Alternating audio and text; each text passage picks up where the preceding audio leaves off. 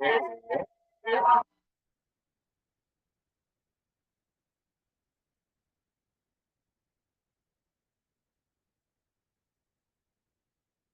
about this one? Okay. Ooh, this is so loud. Who turned these up? How do I turn them down? Because listen to this, like it can hear me from way down here. None of these. No. None of those do it. Right here. What does it say? Oh, but that's not like the volume of this. That's okay. I'm gonna use this and just make a microphone beat that. Here. What is it? It's still loud. Well, that's nice. So loud. Okay. That's something. Well, we're putting this in here. See how loud that is. Like, here's everything. Oh my goodness. All right, well, welcome. The three most important people in the room. Tell me, what happened good this week? Give me a win, an aha, or something. I made four attempts to call people. And I connected with all of them, five, Nice. so. That was 2 days ago, but I'm still talking with them, so. That's exactly what you want. And I'm just being friendly and I don't like say, hey, I want to know if you need real estate. I like that, but then there are other people who said, you should say, hey, do you know anyone? And I was like, which one do I do? You probably have enough rapport that you can just say, yeah. Who do you know looking to buy or sell real estate? I can, You can say that. You're totally allowed. all right. But good job making your calls. I'm so proud of myself for doing that. It scared the daylight out of me. It gets easier. Thank you. Yeah. And then we'll make you call people you haven't talked to in a long time or that you don't like. People have talked to you forever, Good, so. good. Okay, what else? I did my first home tour yesterday and I didn't Ooh. embarrass myself. Ooh, with real people even. People, Okay, who are these people? How did you find them? my parents, Okay, went down, but took them through some property and we had the listing agent there because we're doing some edge properties mhm. and I didn't make myself look like a fool in front of another agent, so. What do you mean you didn't make yourself look like? I mean, I didn't fumble around or be like telling them the wrong information. I see. So good. That's a win when you're showing homes. When you don't lie to people. I mean, I didn't lie, but You did. I did one little one, but just to make sure that they were focusing on my parents and not on me. Okay. New under contracts, new closings, new listings. You guys got anything in the pipeline? Nothing? Let's see. I know Kylie's went live. This We had a guy couple of talked to- closings. She has one listing that's under contract, but they're also buying a house. That's So she went under contract with two, she has two under contracts because it's a buy and a sell. So is that the Pioneer House she's got? Mhm. Yep, It's under contract. it's under contract. Look at her go. And does she know these people? Yep, they were friends. Awesome. I don't know how good of friends, but friends nonetheless. So, okay, go get some. Welcome to the team, Kate, welcome. It's your first meeting. So welcome. Tell us two interesting things about you and then one thing you've never told anyone ever before. Just kidding, you don't have to do that last one. Two, and I don't know, there's not a whole lot of this thing about me. That's my best friend Colin. Did you The never duck. tell anyone? So, I own my own business. Real estate is just a, that's my business, it's no big deal. So, that's one, Okay, been married, been divorced, been married again. I've got 2 kids and 3 stepkids. Nice. Something I've never told him. You don't really have to tell us that. That was a joke. Okay. Should we do a would you rather? Okay, I heard this is not a crazy one, but I heard this one yesterday on Instagram. Because for some reason it thinks I want would you rather, and I do. Would you rather get $100 million if you bowled a perfect game? You have 1 month to do it. You can bowl as many times as you want, and you get $100 million if you do. Or you just get $1 million. You don't think you could bowl a perfect game? I've got an employee, he bowls every single week and he's come close, but he still can't do it. We told him as soon as he bowls a perfect game, he gets the day off, everybody in the office gets the day off. From then on, we have an official holiday. I love that. He can't do it, so he bowls a lot more than I do, so I'll just take the million. Yeah. Yeah, the average bowler, like professional bowler, averages like 248. Like, you think that they would get perfect games? It's the same every single time. There's nothing that changes when you bowl. Same 10 pins, same lane, same indoor conditions. You get 13 strikes in a row. I can't even play that corn husk game. No, Cornhole. corn husk. Let's call it cornhusk. That's way better. What about Wii bowl? Ooh, Wii bowling. I could maybe do that. The video game console, the Wii that came out like 10 years ago, there's a bowling game on it that I Yeah, used to play growing up. yeah. Wii Sports is harder than Wii bowling though. All right, the listing series. If you guys, well, let's see, you two came to it. You did not. Oh my goodness. I thought it was Tuesday. Perfect. You should change it all. I can send Change it. you a recording. So it is, Lee Stern is awesome. She is like a little fireball. Yep. Fireball is the word for her. So we talked a little bit about secrets to crafting a successful listing. Felt like it was more of a listing presentation. And the homework was to make a video that you can send people That it was to. and the listing packet. Yeah. I thought it was both. Okay. We should ask some other people. Okay, a video that we could send someone. Yep. So before your listing, you can send them out a email and it will have a video of why you're awesome. And then your listing presentation. The idea here, and she didn't mention this, is I imagine she walks in and people are like, let's do this, you're my listing agent, Yeah. that have never met her before. Because she already sent them all this awesome information. And so it's like, yeah, you're gonna be our agent. What do you think our house should be priced? That's the kind of listing presentation she probably goes on because of that. So next is a master script and best practices. Where is everyone? Usually people come, but they're late. Priscilla said she's waiting on her babysitter. I haven't heard from the daughters and It's Taylor and probably your daughters. Is that the daughters? Okay. So that one's gonna be good. Team meeting, interview with Courtney Nelson right here. She is awesome. She's been in real estate for a whole bunch of time and she is like, she's just the coolest person. When you meet her, you're just like, I want to hang out with you more. And so she crushes it. And she used to be a teacher. And so she loves like her English and wants to write all of these awesome things. She's a marketer. So it will be really fun. Then Johnny Christensen here has maximizing your productivity next week. If you guys haven't been to something that Johnny does, he used to run every single team meeting. And he knows that they're a big deal. He is already planning out his class.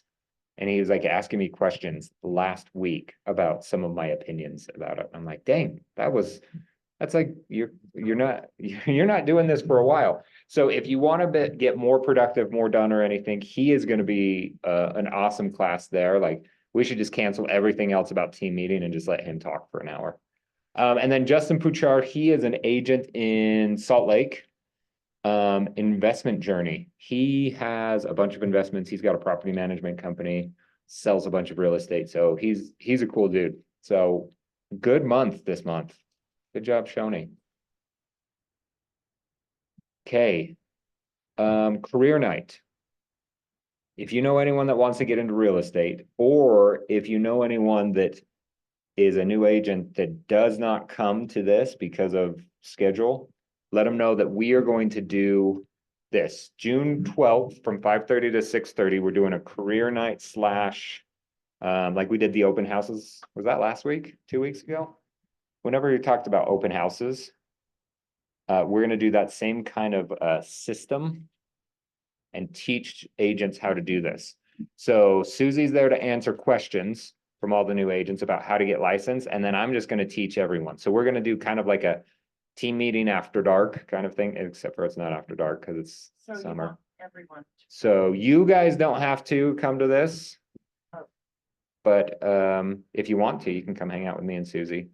So it'll be like probably like 10 minutes of answering questions from the new agents, and then we're gonna dive into like running an awesome open house, which we did a week or two ago. And so if you want to get that again, great. If you were like, nope, I'm just gonna do open houses, great. So when is that? Is that a Tuesday, Wednesday? I think it's a Wednesday. To invite people, because I know there's a couple people that are on the fence. Never mind, I'll figure it out. Like agents or People to be in real estate. have been interested. Make them talk to Susie. Be like, hey, if you're on the fence, why don't you just come in and talk to someone that helps people get in? I'll talk to them too. One of us. Oh, Jessica.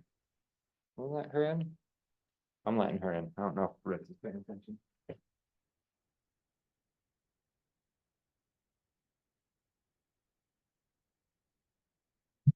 Welcome, Jessica. I'll let you in the room. Okay, now my button doesn't work. I hate Zoom. Okay, you guys probably don't need this, but if you do happen to need CE credits, we have 30% off right now. If you go to whatever this is, there's a link somewhere, the red.ce shop, I think is what it, yeah, but you have to use a specific like link to get to ours that has the 30% off. So usually when you're new, you are good because like you have to go to the new agent course and the code of ethics and all of this. So pretty easy, but if you don't and you need a couple more, that's a good place. How often do those sales happen? Like once a year kind of a thing. Yeah. So when you see it, if you're like, ooh, I'm going to need CE credits and I know I'm going to be bad at going to classes, it's a good thing to jump on. Keller Splash, are you guys doing this? Anyone in that? Nice. How many did you get? 20. 20. Yeah. The frog, you did. Okay, get on those invites. Use this to try to get business. That's the whole point of it. And if you don't do this, we had the awesome team meeting about getting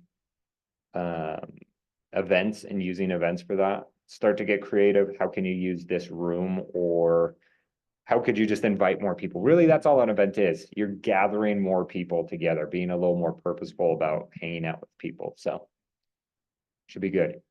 Okay. Ooh, we got a lot going on. I wish there's more people for this. I'm mad at everyone. Where is everyone? They think they're better than this? So Monday through Friday, except for Thursday, we're gonna do our normal Zoom power up. Then after that, we're gonna roll right into role play like we did on Tuesday, 9:15 to 9:30. Then we're gonna get into lead generation. We're gonna do a few things. The DTD2, so you're calling right now your P's and L's.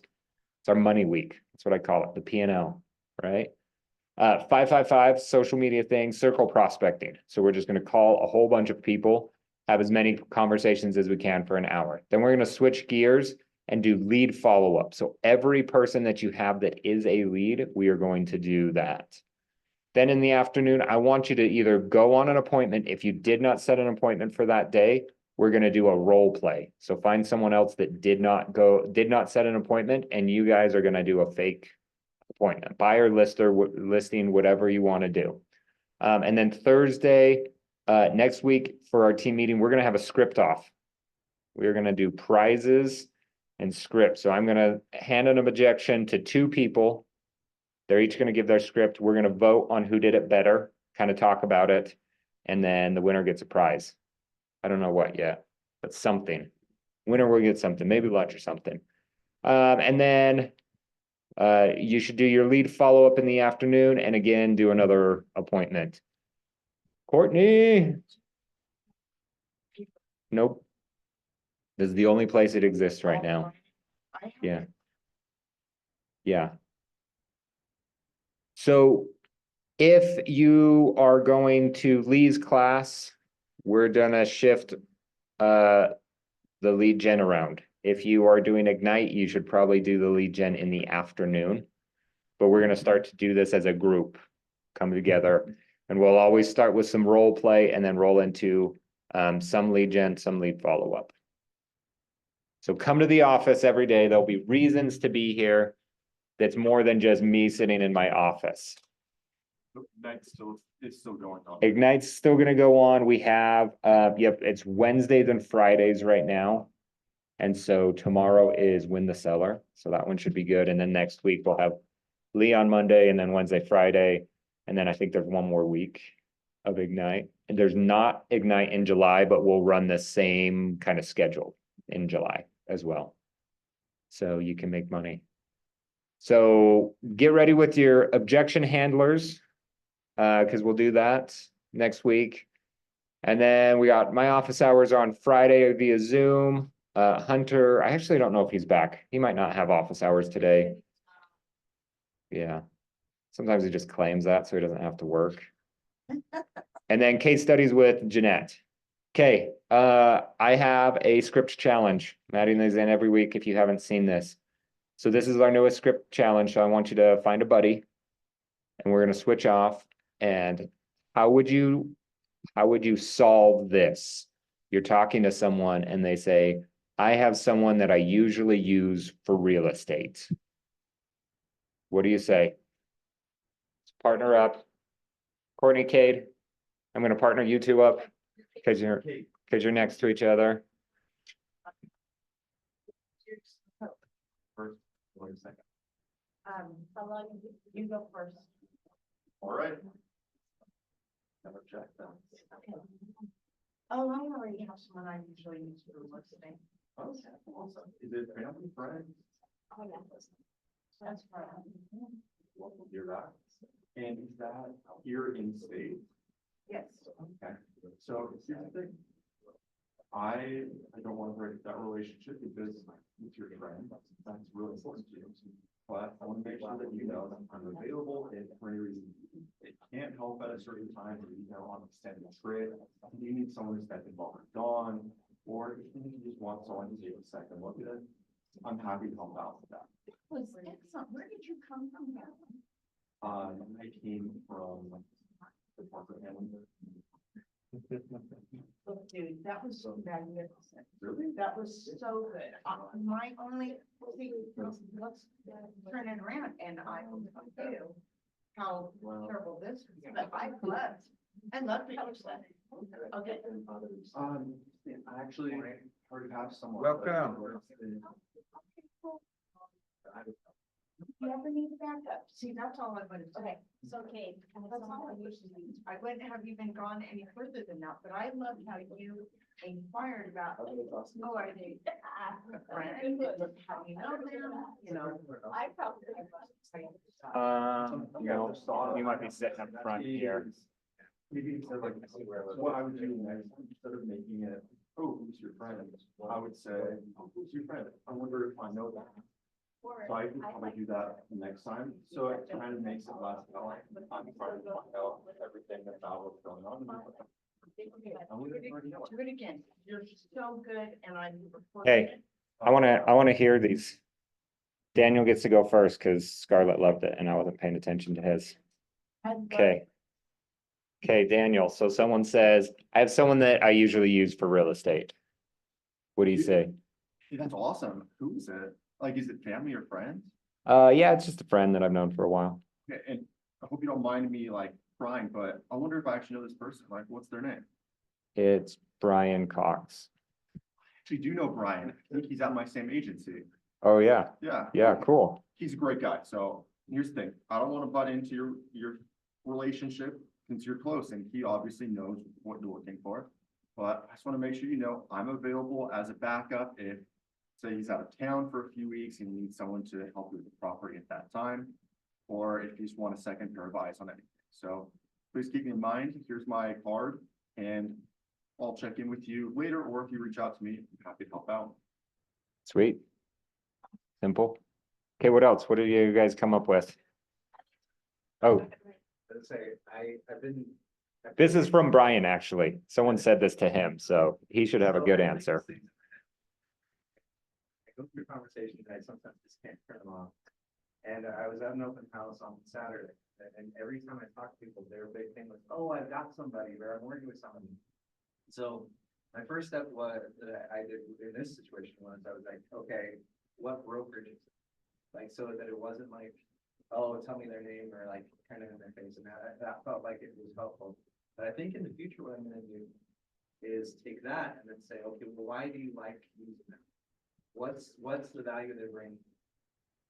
What is the bit that the thing, so that I can be a better agent? What have you really liked? And then my follow-up is gonna be my broker, or my buyer packet and say, I'd love to take a minute and show you what I can offer.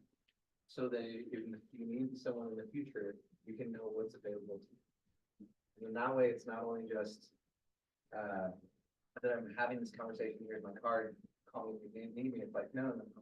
Let me explain to you exactly what you get. And I've got the template already pulled up because we're doing the one for Lee, for the seller. And I'm like, no, this is gonna be my pitch. I'm gonna have these ready for with me at open houses and say either, hey, I'm done with this open house at this time. Like, let me come to your house and let's have this conversation. Or, hey, let's take 2 or 3 minutes right now and I can do this package, show you what I've got. And I'm gonna keep one that's just mine. And then I'll have ones that are more designed for them. And then I can see, like, take some of those words that you see from that book and be like, imagine if, you know, you were looking for a house, how would you feel if you were able to get this? And then the one that I've really taken away from the what to say has also been, this might not be for you since you already have an agent, but let me show you what I can offer. Love that. This might not be for you, but let me show you what I can offer. That's a good one. Courtney, what were you gonna say? Say, I love what Kate said. You're gonna love what Kate said. It sounds like something you would say. He said, I said, Kate, I have someone that I usually use for real estate. He said, are they as awesome as me? Very simple. That is a opener. me script. Are they as good as me? Are they as awesome as me? I wondered, what if you could say, so piggybacking off what Brian was just talking about, what if you could say, tell me what they're great at? Like, why, you know, if you said why you like them, is it too bold to just be like, oh, that's awesome, I'm so glad you found someone good, tell me what they're great at. Nope. And then they could talk about it, and then you could say something like, let me tell you what I'm great at, maybe I can fill in some of the holes for you sometime if you have things. I don't know. Yep. Okay, well, I am taking a very different approach than all of you. I'm not gonna talk about me or this other agent. Because I think most people don't care about the agent, they care about the outcome. So. Yep. So, the script that I grab out of it, exactly what to say is there's 2 types of people. And I would put the 2 types of people are, one, that are gonna work with their same agent no matter what, like you're loyal, even if they do a bad job, you're gonna keep going back to them. And the second kind of person is out to get the best deal and looking out for themselves. You know, and we could probably refine that a lot better to make it sound like, oh, well, I am the person that's gonna get the best deal. Like, I'm not loyal even to a bad person. Like, I'm taking care of me a little bit more, like. So I'd probably want to workshop that a little bit more, but like that kind of an idea. There's 2 types of people out here. There's the one that's just going to be like, you have to use them because they're your family. And even if they do a bad job, you're going to keep using them. but it's all because of the right relationship. The other kind of person is actually out to like find the best deal, have the best agent, and make sure that the outcome is actually what they're wanting for and not just trying to keep their brother-in-law happy or whatever. Which kind are you? It's kind of a Hail Mary, right? If they're like, oh, I have to go with my brother-in-law, you're like, oh, all right, bye. I don't need to work with you. But so not talking me up, not talking them down, but trying to get them to see that they're a person that needs the best deal. That's kind of how my thought was. Feedback on my script, because I don't feel like it was good yet. The idea is there, but the words are not. Just make it like, oh, sorry. Luce. Go ahead. Brian, I was gonna say, it's, so maybe I like the idea, like which type are you? But just maybe refine the beginning a little bit, so instead of saying, you're gonna be like, here, let me tell you about yourself. You're gonna do this or this, make it more like, I've found in my experience that there's usually kind of two categories that people fall into, this or this. Which Yep. are you in one of these categories? I don't know. The other way that you could take this, oh wait, go Brian. Okay, I was actually gonna say, I love that, which are rich, but then maybe take it to the three choices, right? Like you can stay, like that idea, you can stay with the age you got. Where you can do all this work to find something that you feel is better, or I'm already right here and here's what I've got to offer. Ooh, I like that. That is good. Yeah. Or I'm already here and what? I'm already here and ready to, here's what I have to offer. Put me to work. Dang it, that was so good that I forgot what I was gonna say. Oh, the other thing that you can do is ask them questions. Like, oh, have you bought many houses with this person? Like most people don't buy a lot of houses, let's be honest. They're like maybe every 7 to 10 year cycle. And so they're like, oh yeah, I already have an agent. Oh, when did you last use them? 10 years ago? Are they still in the business? How are they doing lately? Are they still energized? Like, look at me, I'm ready to go. I'm at this open house. I'm prospect. I'm in your face. I'm ready to go. Like you can start to say how awesome you are and how little they might know. So asking some clarifying questions would probably be a great thing to do in something like this. I like those. Okay, if you haven't sent a picture to Ritz, send one to him, RICTZ at kwwestfield.com. So he can do that. And then we'll have pictures of all of you. Let's talk investing. Oh, was I too fast? Let's talk real estate investing. Who are my investors in the room?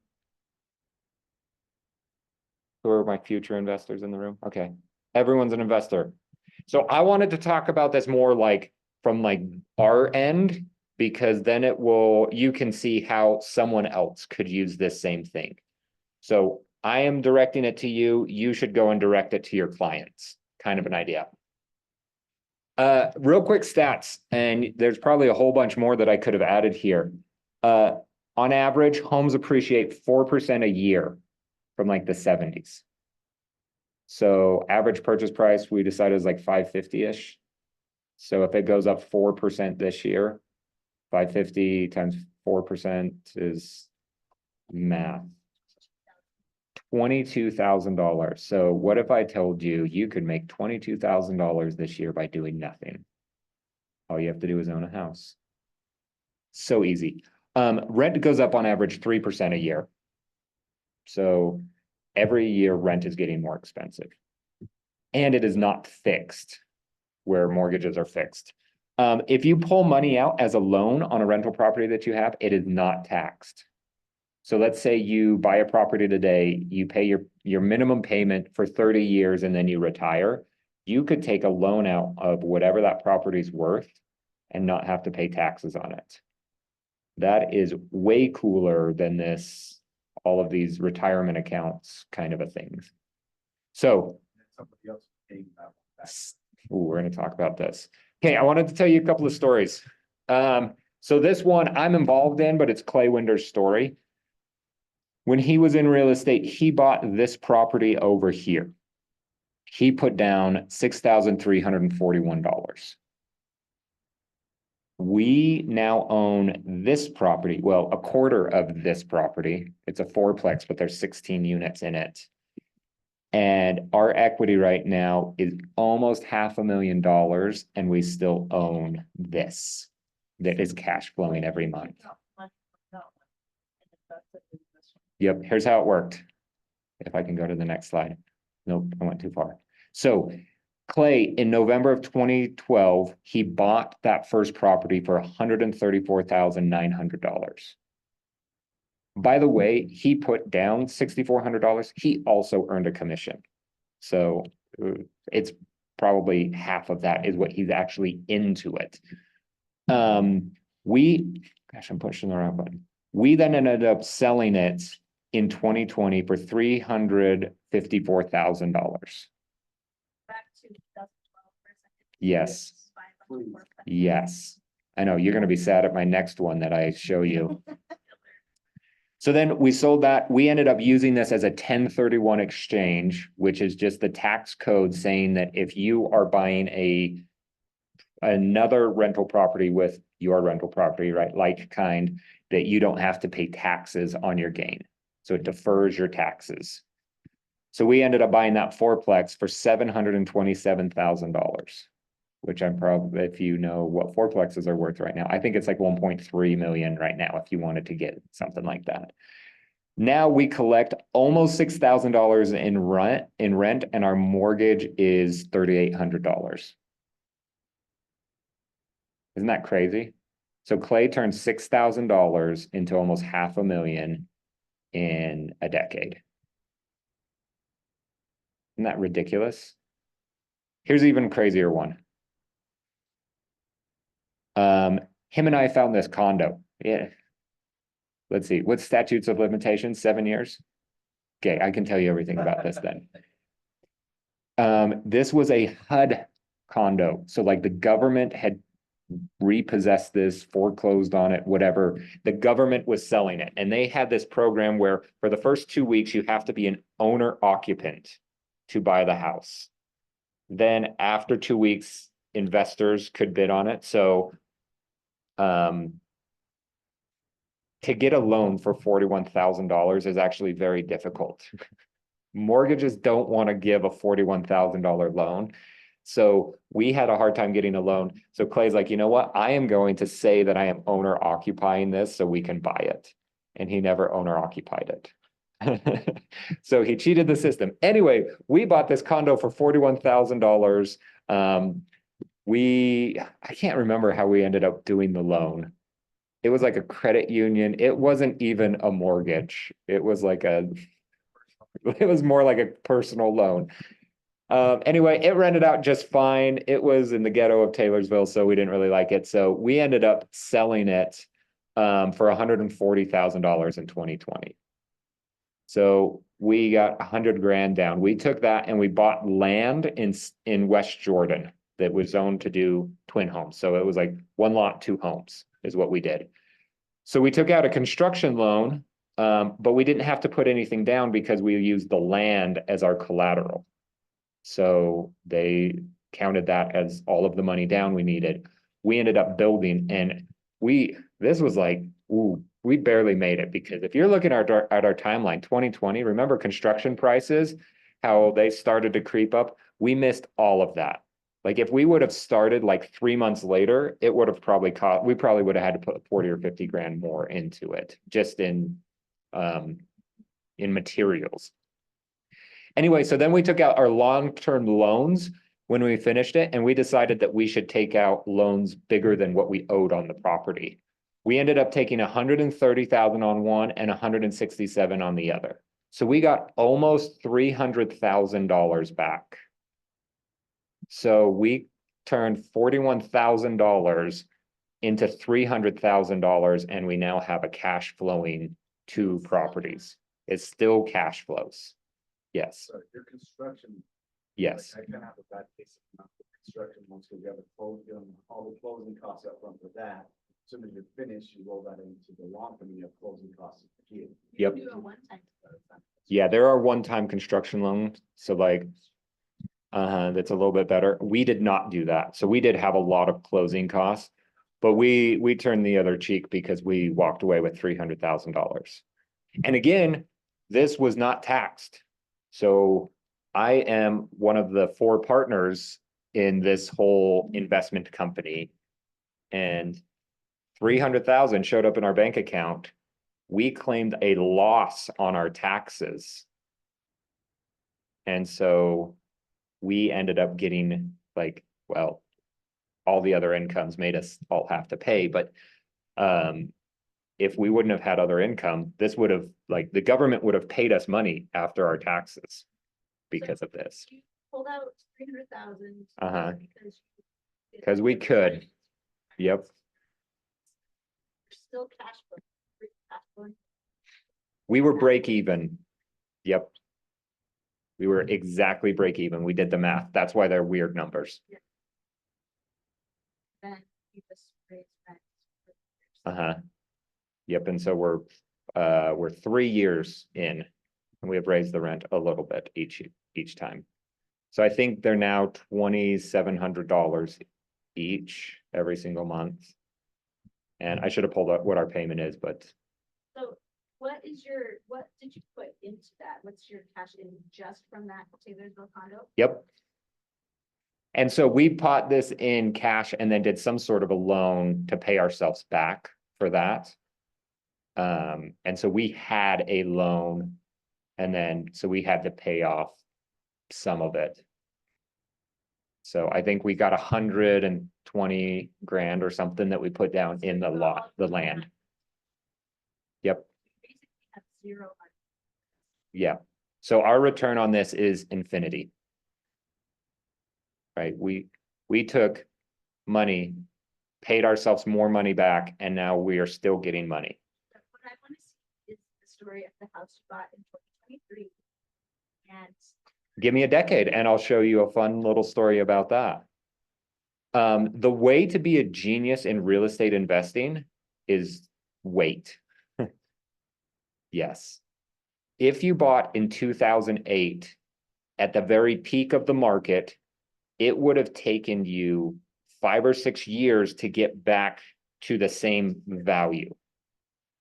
If you would have waited 4 more years, we had more than 4% appreciation from like 2011 to 20, whatever that would be, to get you to a decade. If you wait a decade, you look like a genius almost every single time, even if you buy at the height. What were you gonna So, say? I was gonna ask, turning this into conversation, with investors, turning this into something, I use it as changing in our own mindset. How do you get over the initial sticker shock or something like? I look back when I moved here in 2014, my wife was like, we need to get a $250,000 place, but I couldn't wrap my head around, a payment of, $1,700 or $2,000 a month versus the $900 I was paying for rent. And how do we get over those sort of conversations, even with ourselves, but also with people that we're trying to help with? Yes. I constantly have this problem where I'm like, oh, let's say I saved $100,000. I'm like, I feel so good about myself. I just saved $100,000. If I put it in a bank account right now, you actually could get some decent interest rate on it, like 4.5%, something like that. I could maybe put it in the stock market and get an 8% return. Or I could put it in this, that is a non-liquid asset, and get way better returns, but then I don't have that as a safety net. So that's what's always scary to me, is it's like an expense. You see it as an expense. Money goes out, even though it is an investment, and it will cause money to come back in. Because when we bought the Taylorsville condo in 2013, this was when the market started to get better. You could buy a condo for $40,000. Like, this is not a great market. Imagine if you're selling these kind of condos and getting a 3% commission. Saving up to be $40,000 is not easy. And so we always look at it and think, oh my goodness, how can I go do that? And then you look back on it and you're like, I should have done that way more. And so it's one of those things, if you have that like delayed gratification, that long game, then it helps a little bit. And I'll show you a little framework that I have that makes it seem like a no-brainer, which is this. I wanted to call it the cash flow quadrant, but that is Robert Kiyosaki and something like that. Anyway, so there are there's this a lot of people. I heard it first from this accountant that's also an attorney, and he says there's 4 ways that you make money back on your real estate. I'm adding in this bonus 5th one because you lock in your payment, so your payment today stays the same, but the money does not stay the same. So it feels cheaper and cheaper over time. So anyway, let's talk about this. Cash flow. This is what most people think about when they think of buying an investment property. I have $1,000 payment. I charge them $2,000. I need to save for vacancies, repairs, all of these kind of things, capital improvements. Whatever's left is my cash flow. Most people don't even think like that. They think my mortgage is $1,000 and I can rent it for $2,000. I am making $1,000 a month, which is not the way to think of investments, because as soon as someone's not there, they don't pay their bill, you have to evict them, something breaks, water heater, furnace, whatever, you need money for all of that. So you should be saving each month. So I'll show you how I run those numbers. And then whatever's left over is your cash flow.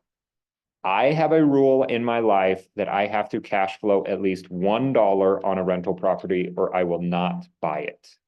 It does not make sense if it's not cash flow $1.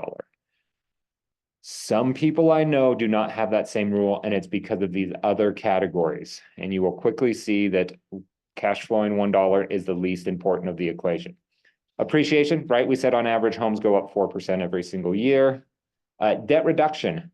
You are paying down your mortgage every single month, but it's not you paying it down. It's you with your rent that you get. So these first couple of years, you're not paying down a whole bunch of your mortgage, but over time, you end up paying a lot more down. And then the last one is tax benefits. Like I said, we took $300,000 from those twin homes, but then we wrote them off as losses. So how it works are the government lets you depreciate your rental properties. So if you just did the normal straight line depreciation, you do it, what is it, 27.5 years? 27.5 years. So you take whatever the building is worth, not the land, and divide it by 27.5, and that's what you can write off as like a loss, a depreciation every single year.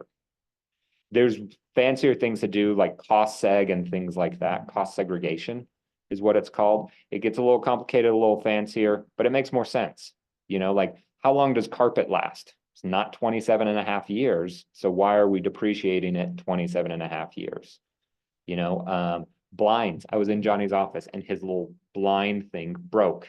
He's had the blinds for 5-6 years, broken already.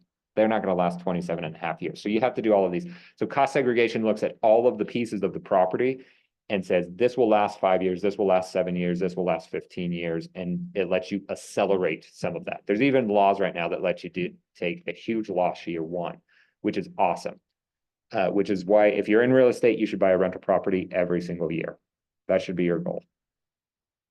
Because that tax benefit alone is enormous, especially if you do cost segregation.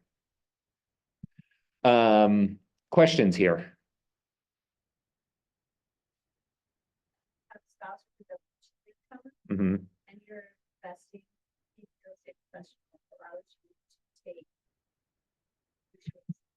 expense of your passive income and apply it to that. This is why Cade is in this room. He became a real estate professional to use this tax benefit. I was tired of only being $3,000. Yeah. But we get to lose a lot more money. So lose. Kate himself has W-2 income, so that applies to that. Yep. Yeah, so being a real estate professional, you get to take in all of the benefits. So this is way better for you. What is it if you're not? Can you still do a cost seg and does it make You sense? can still do a cost seg, but you're capped at $3,000 per year loss, and then it can carry forward. Uh-huh, It can keep rolling forward. But Until if you've next got year. a $100,000 passive loss from your cost, of It'll living, take a while. it takes a long time. So. but if you're in real estate and you have that 100,000, you could take that in 1 year. Yeah. Right now, But I mean, they're if looking it at does changing that. offset, it becomes that cost. Still, then. Right. Yeah. So let's run through an example. Let's do this one first. So I pulled up a random property. Let's do it.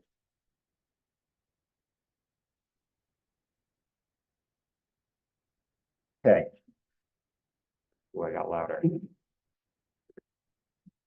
I found this is all of the condos and townhomes over here. I drew a little map and this is what came up. So I thought 280, like, sweet, let's look at this little one. I have not run numbers on this. Are you guys ready to run numbers? Okay. I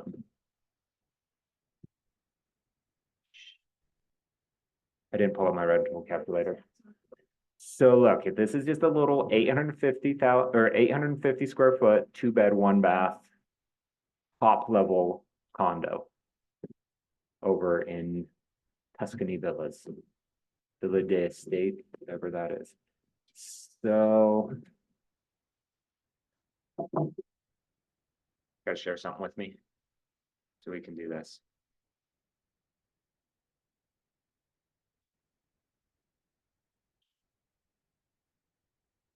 Favorite way to find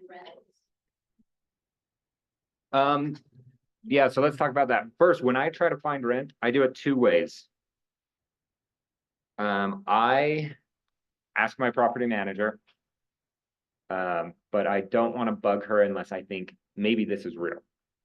So what I will do is I will pull up a site like Rentler and I will start to find something that I think is similar in the area. Now, this is like pricing your home off of active comps. So it's not the best, but at least gets you an idea. So as I'm like scrolling around here, it's like this little looks like an old kitchen. I did only 2-bed, 1-baths, apartments and condos. And so you see like we're like 1150 on the low end, 1400 on the high end. Ooh, this one's 1600 in Vineyard. But like, look at this 1150, like that doesn't look nice.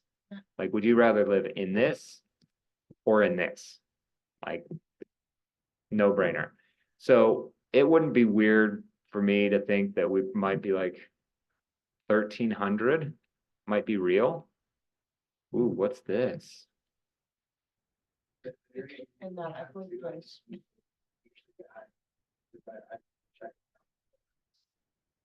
Those are the ones just listed Winco.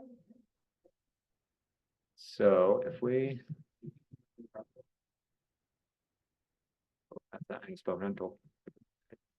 Nope, I meant rental.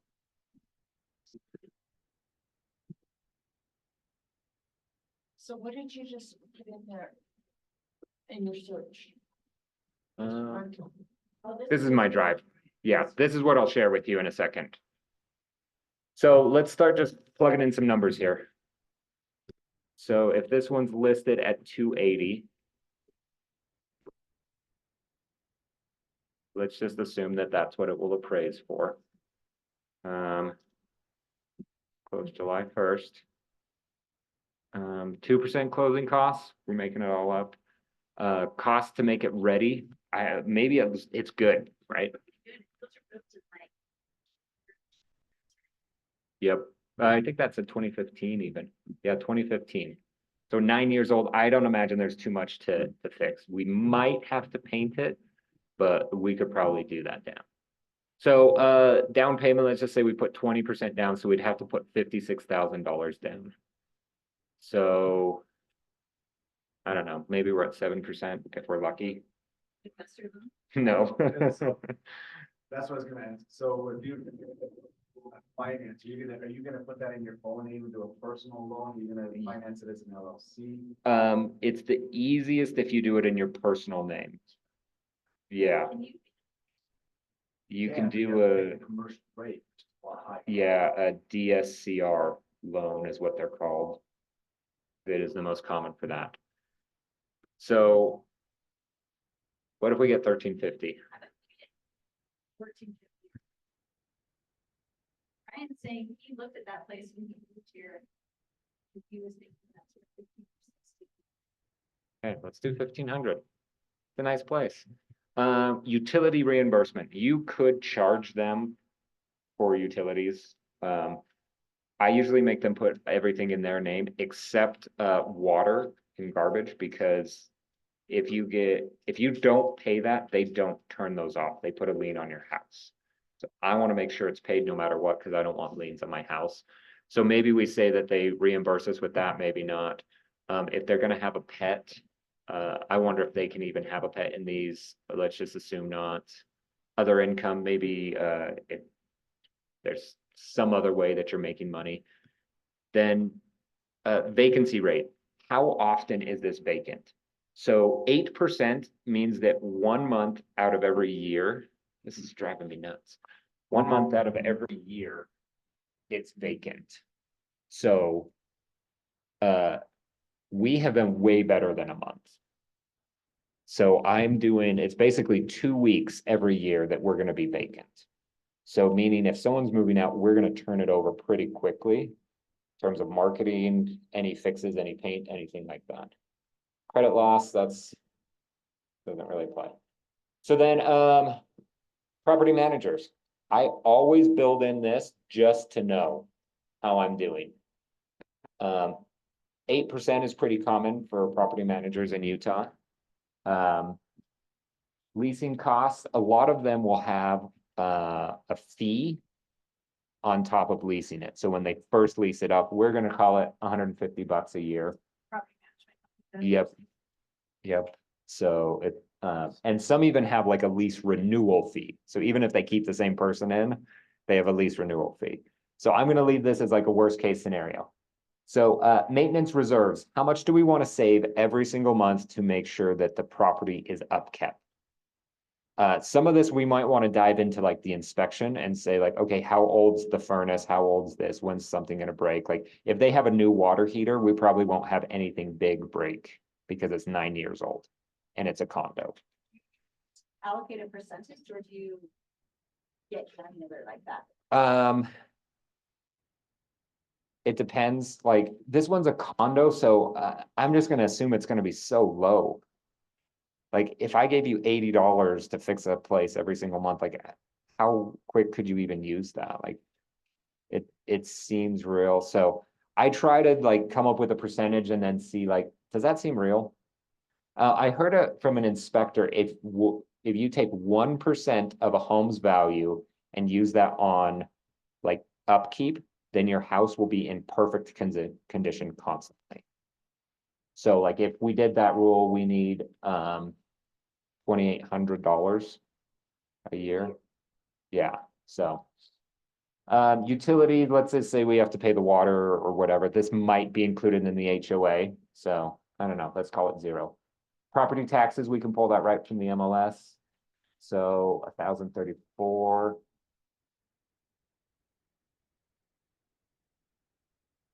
Insurance, this is probably going to be pretty cheap because it is a condo, so they have their insurance. So $50, sure.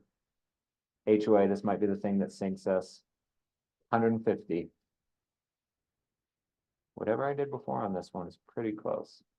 Any other expenses? Then you can put in growth to try to figure out what you should be doing. So let's look at how we do. So every single month, this is wrong. How's that wrong?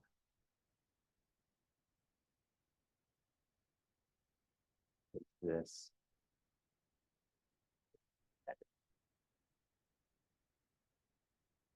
So if these are real, we could actually net $213 every single month. How does that sound What's your cash flow number up in that green box? in this one? J11. Oh, yeah, why am I losing money? There, but I'm making money. Something's wrong. Something's wrong. What did this say?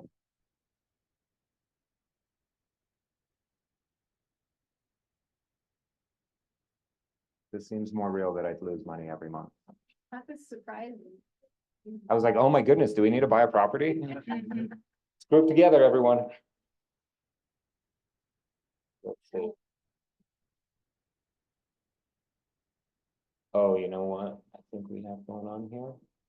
This is a negative and all these are positives.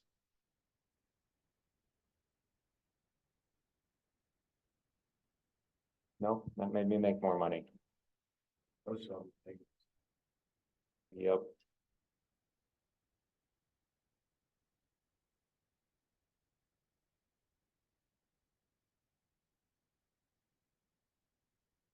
Welcome to my class in Excel.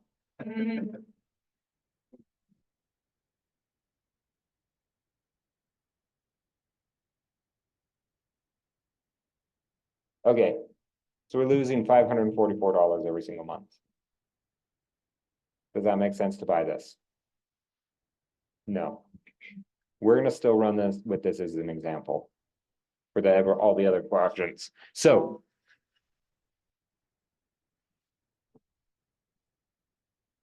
when you drop that interest rate, then, Yeah, let's seller finance it. because that's people's figure, that's their first objection that I'm. So at a 5% seller finance. So we're 250. Let's just make it work a little bit. Get I mean, you're saying closer. $1 cash flow is your minimum, Yes, you'll buy something. yep. I have been But- so much more conservative than that. than I was. But that is also. That's my hard and fast rule, so if it's 0 or less, I'm not buying it, so I would not buy this property. Because in my mind, I am subsidizing someone to live there. Which is not, it doesn't make sense to me. Here's why some people think it might be okay. So let's even run with this number, let's say we're losing $150 or whatever. Yep. Right, so our cash flow. This is where we're negative, so this looks really bad. The next one is appreciation. That's not how you spell it, so I scribbled. This is listed at 280 right now. What do you think home values are gonna do, let's just say in the next year? Are they gonna go crazy high? Are they gonna drop? Do you think they're gonna? Appreciated like 5% this year in some areas, just. So it probably wouldn't be weird to say we could get a 5% return. Right? Oh, by the way, this is us putting down $56,000. If we did 20% down on this house. So the appreciation, 5% of 280, what is it?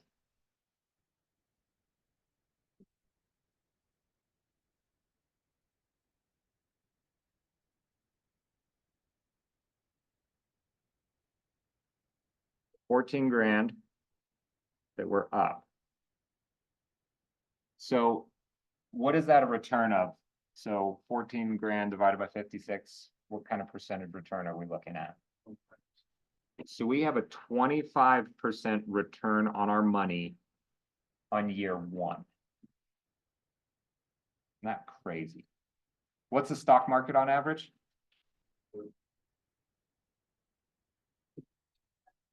Yeah, I've heard 8 if you count inflation. I've heard 12 if you look just at the hard numbers. We just doubled that on our first year with a very conservative 5%. That seems real. Problem is we don't have that money. It's not in our pockets. That's why you look good as an investor in a decade. But so, okay, we're there. How about debt reduction? So in year 1,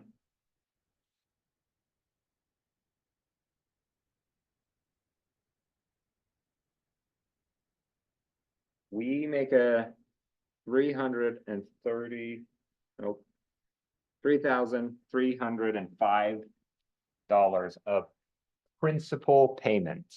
So this is the loan.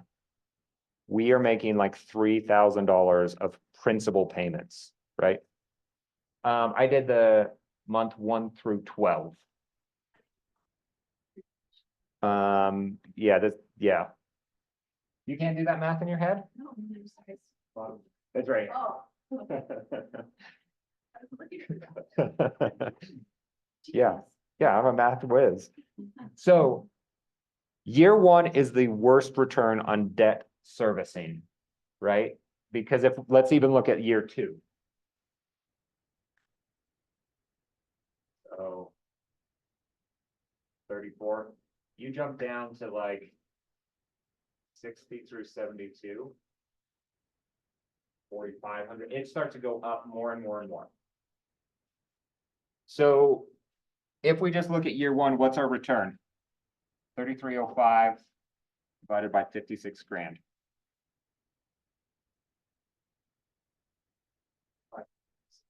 Six percent.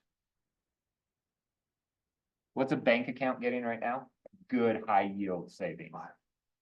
5%. So we are getting more than a bank account. So if you just had 56 grand sitting in a bank account, just with the debt pay down in year one, we're better off. So now the taxes. This one's a little more confusing.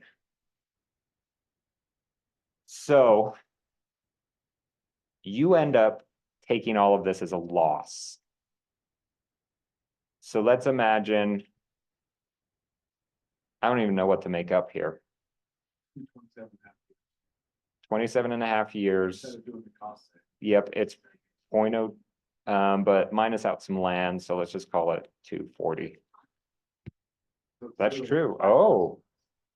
Yeah, You always put as little land. yeah.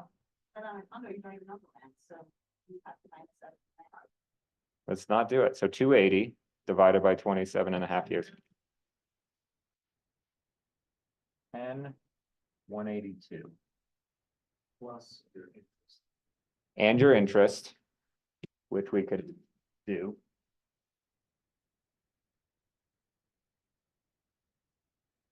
Of 11,125.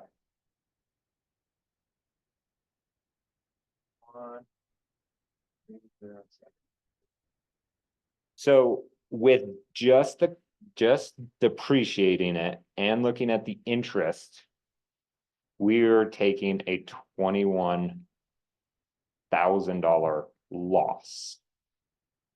Right? Let's just say that the cash flow, all of our expenses, all of everything ended up break even. So we can say this.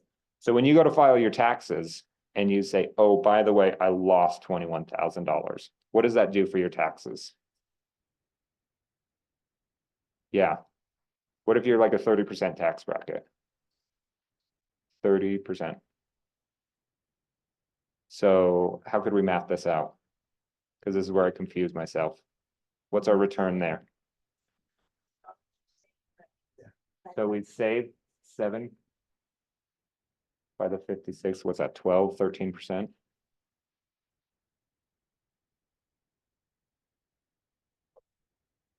Gosh, I'm good at math. Because it's twice of this number.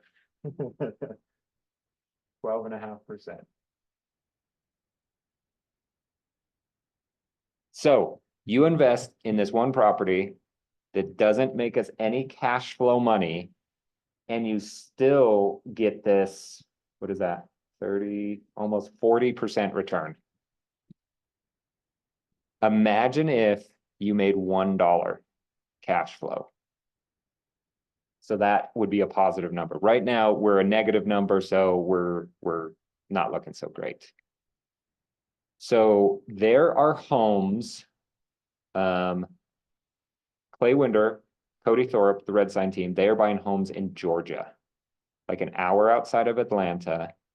They're buying them for like $120,000. They're buying them for less than that, but then they have to fix them and they end up being about $120,000. They're renting for like $1,200 to $1,500. It's called the 1% rule. Doesn't exist almost anywhere, but they are doing it. So now imagine that your cash flow is crazy high here. They don't have the kind of appreciation that we do because they are maybe a 1% return. So they are not getting it here. They can buy these houses cash because they're raising money from other people, or they could get loans on them and still have the debt pay down. they still do get tax benefits. Cash versus- I think it's a question of how old are you and when do you want to stop working? For me, I'm 37. If I bought a property today, I would be okay having a loan for 30 years because then I am 67 and then I have a paid off property if I do nothing else for 30 years.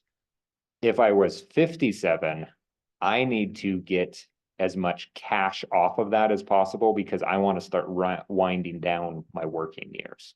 So you're just working towards paying off properties so that you're passive, Yep, but your return is lower. yes. Yeah, so if you, let's say you had $500,000 right now, do you go buy one rental property and take the whole income? Or do you go put 25% down payments on 4 properties? In my stage of life, I want to ride this appreciation. So I'm going to ride it for 30 years, pay off those loans so slowly. And then I have 4 properties appreciating. Because the thing about appreciation, so if you buy stocks and they go up 25%, like let's say you put 56 grand into the stock market and it goes up 25%. How much, what's that increase? So yeah, so we put 56 grand in this and let's say the stock market goes crazy. 14 grand. So when we have a $280,000 property and it goes up 25%, that is a huge jump. We had a 5% increase. We had a very normal year to get our 25% return. How many times does the stock market return 25%? Probably never. 2020. Cancel that off. Yeah. So you are getting the appreciation on the full asset, even though you only put a portion of the down payment down. So I want as many assets now so I can ride this appreciation wave because I'm young. I don't need the cash, so that's why I'm doing it that way. If I was like, I'm done, I want to retire, I want as much cash as possible. Here's the hard part though. If you paid off a property, think how much cash that would give you to then go save money to buy the next property. So I think I started this the wrong way. I paid cash for all my properties up front. Uh-huh. I'm wishing I would have, instead of buying built complexes, wishing I would finance those. Well, Yes. right, but that's when the interest rates were a lot cheaper. So now I'm in the process of cash refinancing, pulling money out and buying the property with that. Yeah. If I would have just started up front with financing. I know, I mean, hindsight's 20/20. Yep. Yeah, Brian. On, taking the HELOC from the first property. Yep. I'm a big, so it worries me when it's my personal house. Because if you make a bad investment, I don't want to have to move because I made a bad investment. So this $56,000 probably should not be all of your money. If you do get a HELOC, I would work that into the payment. So it still cash flows. So if you have to take out a HELOC payment of $56,000, how much will the cash flow be after that? Or a cash out refi or whatever. Yep. Yeah, the cash out refi, I don't know. I'm up in the air about that one. I did that to get a whole bunch of cash. I paid off my solar, so I ended up about the same payment because I don't pay electricity and I don't pay a solar payment. But then I had $100,000 that I could invest in whatever, which went to windows, an AC unit, and then the rest into a Salem investment into land. I know we were going to redo our bathroom. This was like 4 years ago. Going to redo our bathroom, and we took out all of this money. And the guy that went to go quote us for like tile, he's like, "Are you going to replace these windows? They're really old. Like, because you should do that before you do the tile." We're like, "Well, if we're doing one window, might as well do them all." And 17 grand later, we're like, "What? That's more than the bathroom will cost. So how can you use this with your clients? That's.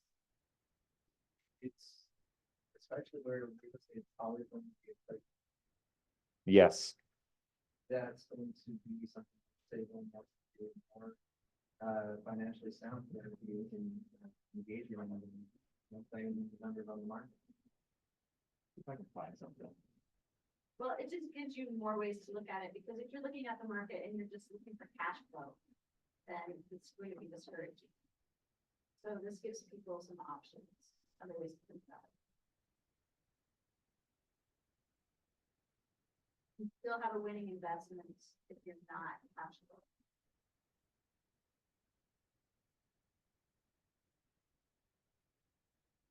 Why do you think that?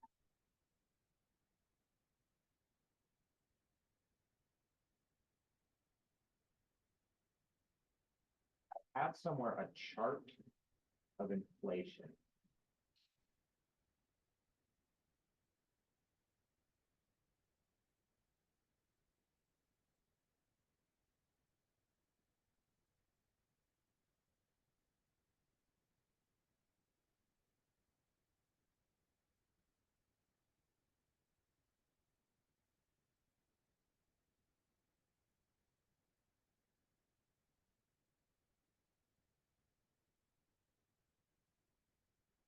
Oh, let's give up. What?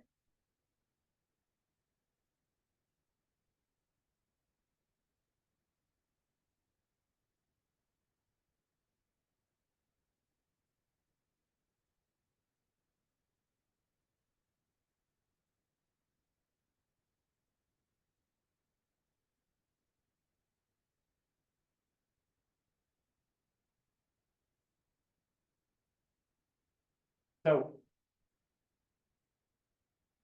the whole idea with this bonus inflation, like if your payment is $1,000, but inflation is 5%, then everything goes up by 5%.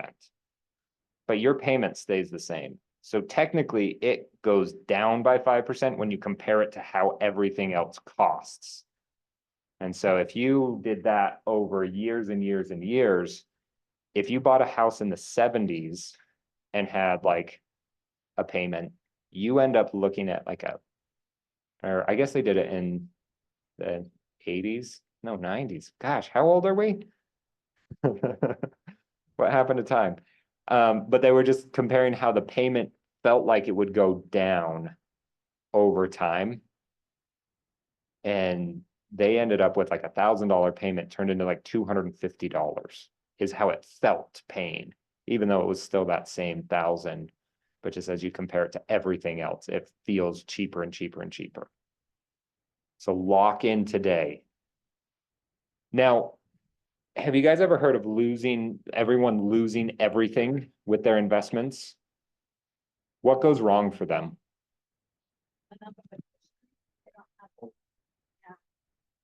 So over leveraging, not having enough cash. Gary Keller has this idea that if you look at this is like your income, and this is your income, this is your passive income. So at first, all of your income is just you working. Then you should try to move a little more that you have some passive income. And over time, you end up that you don't need any income. What people typically do is rather than putting this little piece up here and start moving it more and more here, they take this money and it goes directly to their lifestyle. Let's say you had a property that makes you $500 a month in cash flow. You know what that sounds like to some people? That sounds like a dope vacation once a year. $6,000 that they can pay for something. To other people, that sounds like $6,000, which if we go to this, we're, what's that? 9 more years? And we have an investment property. So it depends on how you think about it. You have to save money for repairs. A furnace is going to go out. A water heater is going to stop heating water. You are going to have crappy tenants that don't pay money. You need a cushion of money in there. So when something goes wrong, you can handle it. Because you don't want to be forced to sell. You want to be able to sell at any point. The other thing is, there are adjustable rate mortgages. You know, even a HELOC is adjustable.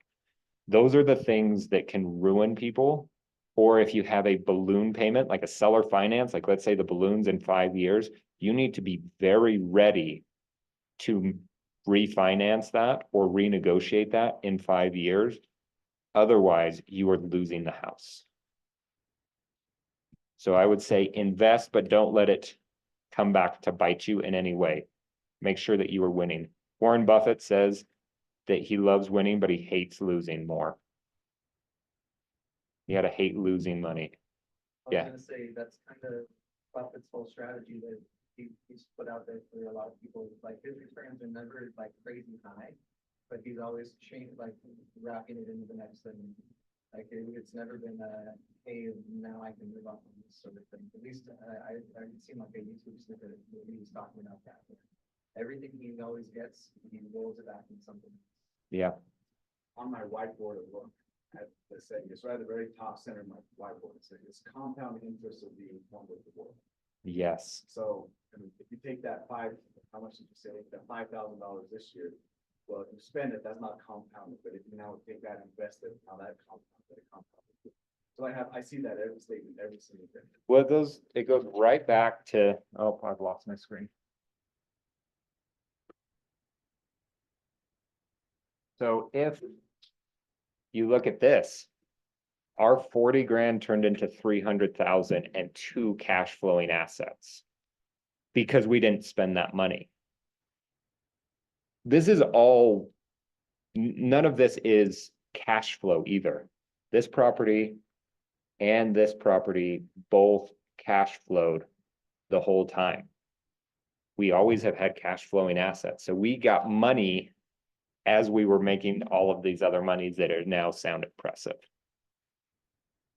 I feel bad all the time. We look at our financial numbers every single month, and when we have 4 partners, so we have a lot of dumb things. Like we have a life insurance on each other in case one of us dies. We can like buy out the family and things like that. And so we have like all these random additional expenses like that, and we end up netting a couple $1,000s with 14 doors. Like that sucks. But then we look at things like this and we're like, oh, randomly we can just be like $300,000 that we get to distribute to us 4 partners. Like that sounds awesome. So yeah, Courtney. Questions.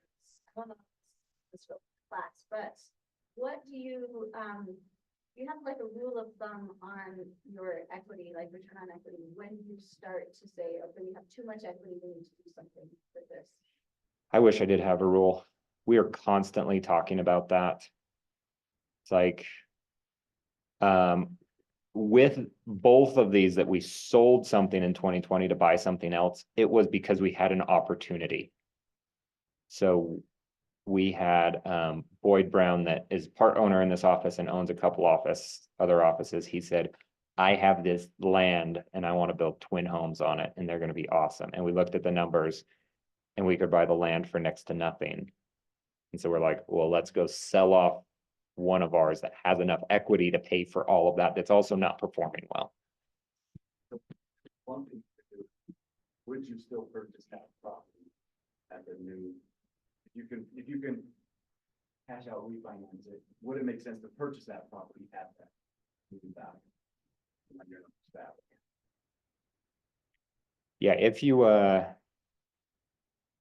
gosh, a lot of these like syndicates or funds and things like that, they have like a timeline that they've put on themselves. We're gonna own this for 10 years. And then we're gonna sell out and everyone gets a whole bunch of money. Hopefully. So you could have some sort of timeline that you put on yourself. And that, Or is to pay off the property expenses, right? yep, well, So we maybe, don't want to all ransack the back. yeah. We actually didn't take any partner distributions until last year. Was the first one that we actually took.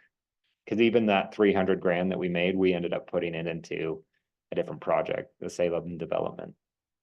So we're like, sweet, we made all this money, and then we did that. But then last year was the first time we actually like took money and gave it to ourselves.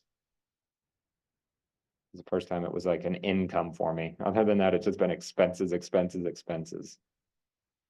But then you do have to run it like a business too, right? You want to make sure that it's separate. And we can talk about this in a whole nother class of like how to structure that. It should be in a separate LLC.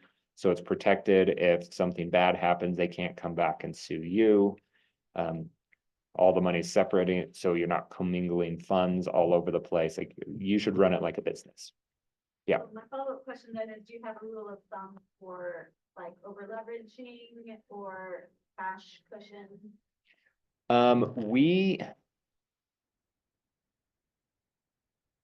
What is that number? We've always wanted to, be able to make 3 mortgage payments for all of our mortgages. But even that, we like waffle back and forth. Like in 2020, we wanted 6 because we were so nervous. And then we were like, oh, wait, like we're fine. Everyone's paying their rent like they should, so maybe we could go down to 2. So like if the bottom fell out and we made no money, we could still make our mortgage payments a few more times. And we could probably sell all of them. Cause that's the other thing. We want to make sure, like, I want to always have enough equity that we could sell a property at any time that we need to and not lose money. That's real hard in the first year, so that probably doesn't happen. So save some money up, and then after that, if market's going down, let's get out. Or just ride that ship forever. If you never sell, you won't look like a dumb investor.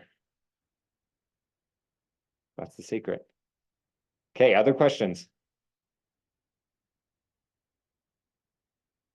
Would you present like this to a client?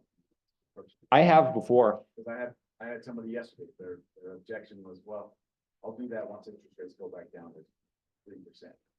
Yeah, You know, he wants to break into the rental game, but well, not till interest rates drop. But- yeah. Tell them that's something that's gonna happen. Well, he said, well, I'll get there someday. I said, well, the best time to invest was yesterday.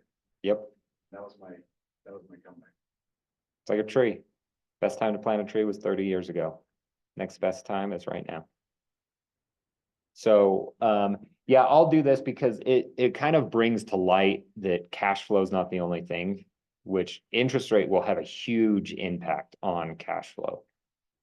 But also if it works today, it's probably just going to get better over time. So if you can cash flow $1 today, does that mean you're cash flowing $50 next year?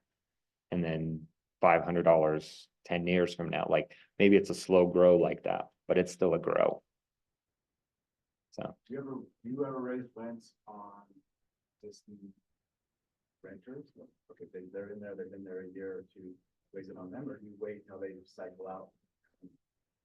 I will raise it, but it might not be the full amount that I would raise it if they moved out. How I kind of think about it is, what is the amount I would lose with a vacancy? If it took me 2 weeks to fill my property and it's a $4,000 rent, like that's $2,000. Am I going to recoup $2,000 over the next year by raising their rents $25 more, $50 more? Like I kind of do the math and say like, will it make sense for this year? But I don't want my renters to be too far behind either, because I don't think that that's a benefit to them. It seems awesome when your rent is low. Everyone spends all of their money.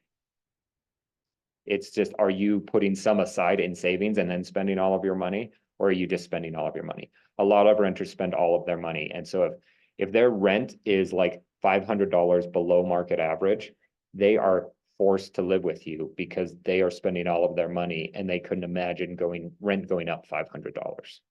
Well, and you can't imagine raising rent $500.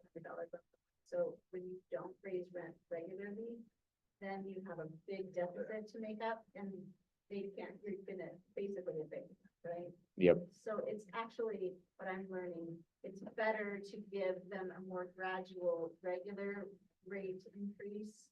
And give them lots of time. So let them know next year when we renew, rent's gonna be going up this amount.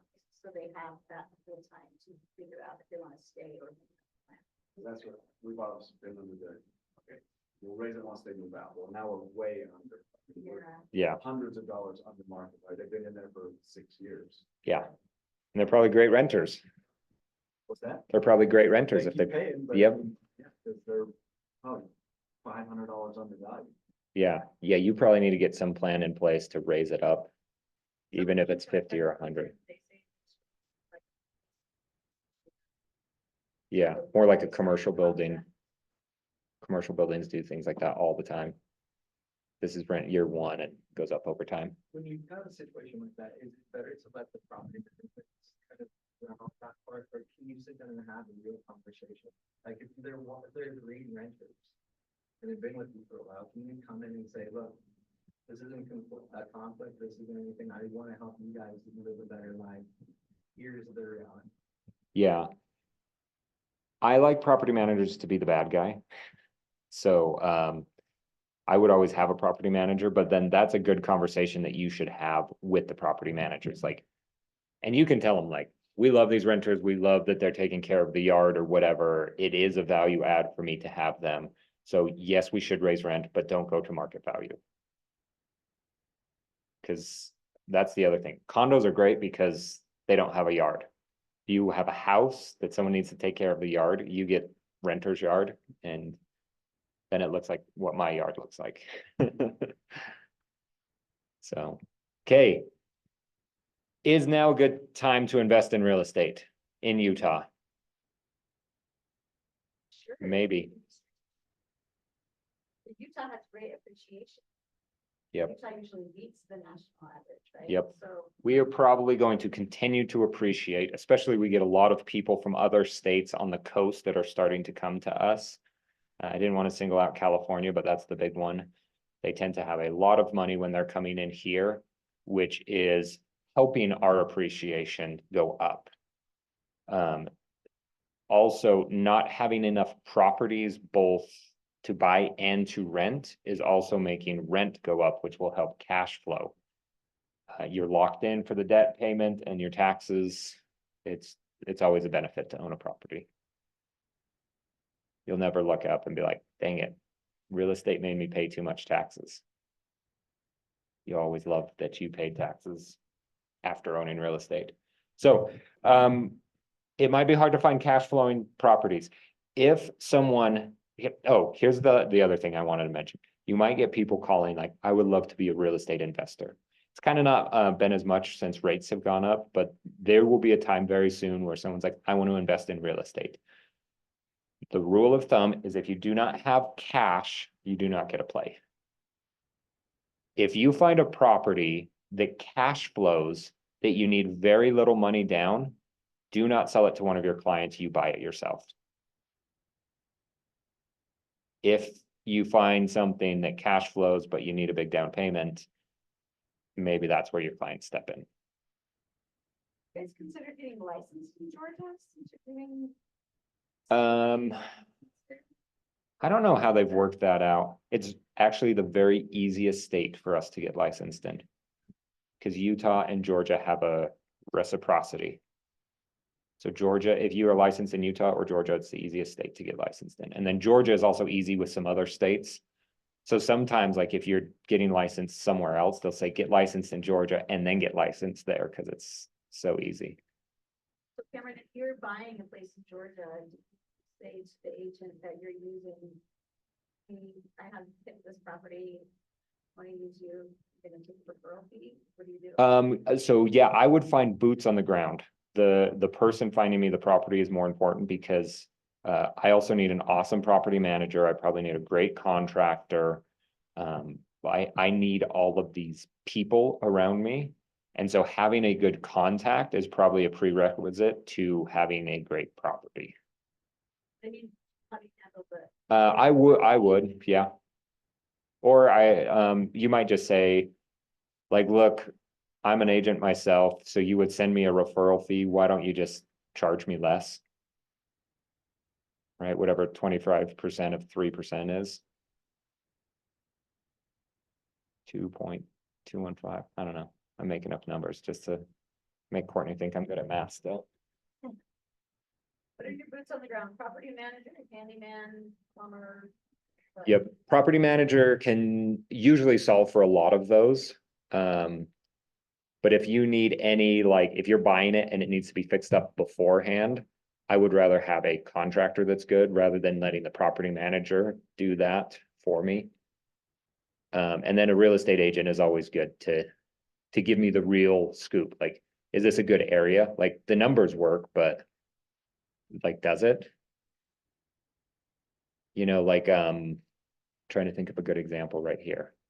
If you were looking in this area, I would say rather than buy these Tuscany villas, I would rather go to Vineyard. But maybe not in 5 years. Because Vineyard has no parking. So maybe Vineyard in 5 years is going to be the worst place to buy an investment property. Who knows? So, like, having someone that knows these facts is good if you're going out of state. Other questions? The hardest part about an investment property is finding the deal. If you find the deal, you should figure out a way to make it work so that you make the most amount of money for it. Every listing that you go on, you should think, what if I were to buy this? Could I make money as a rental? If no, could one of my people that I know buy this as a rental?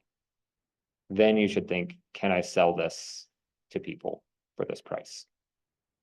And if you kind of have that thought, you will end up with deals.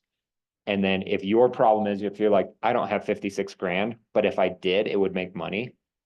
You could go to someone that has 56 grand and say, I want to partner with you.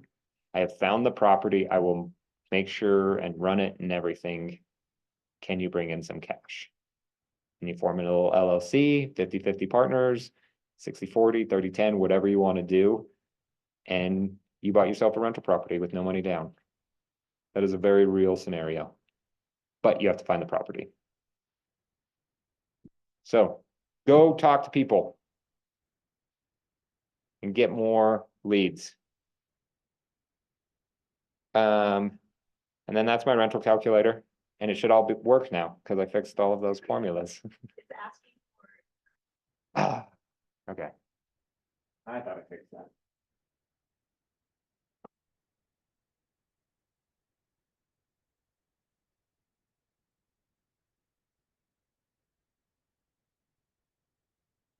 Okay, refresh and it should work.